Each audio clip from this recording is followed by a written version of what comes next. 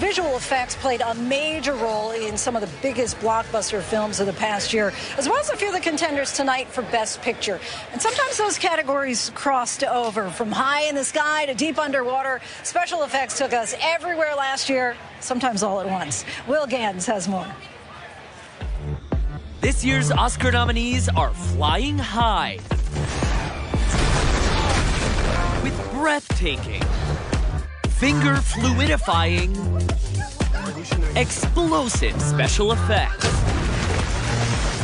But it turns out that movie magic isn't magic at all. If we wanted to bring the sun back, we could bring the sun back. Here it comes. Here it comes. It's a whole lot of hard work. You guys have made a career out of making that magic happen. And it has ruined films for us. Because now... And it's serious business. Variety reports that Avatar: The Way of Water cost $350 million to make. And James Cameron said it would need to be one of the 3 or 4 top-grossing movies in history just to break even. Those avatars in Pandora, brought to life in part with the help of motion capture technology. We have actors working in a volume with markers on their body, facial head rigs on their head, and we capture 100% of their performance in the digital world. The experts at ZeroSpace, a studio specializing in visual effects, breaking it all down. These virtual characters have skeletons in the same way that we have a skeleton going on underneath. When you see the hands and joints moving, really what we're doing is we're making that connection between our skeleton and theirs. That skeleton mapped out by these so-called ping pong balls, specifically placed in key areas on the body, so the dozens of cameras around the space can pick up movement in real time. Like a Christmas tree. The actors are then placed in a virtual environment with a virtual body. That's all that matters. As long as I have abs in post, I'll be happy. It's the result. It's the result that matters. The results undeniable. What is this? Don't know what it... What is this? It's a lot of money and a lot of time to perfect that technology.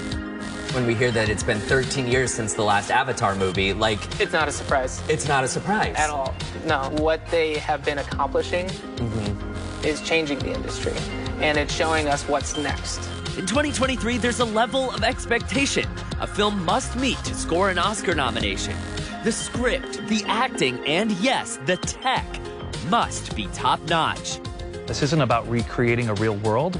It's about creating things that can't be made. We can call for a scene change. Go ahead, scene change. And it just takes moments, and suddenly we are in a different place. Yep. And here it is. Ask and you shall receive. We're ready to go. When it comes to world building and multiverse jumping,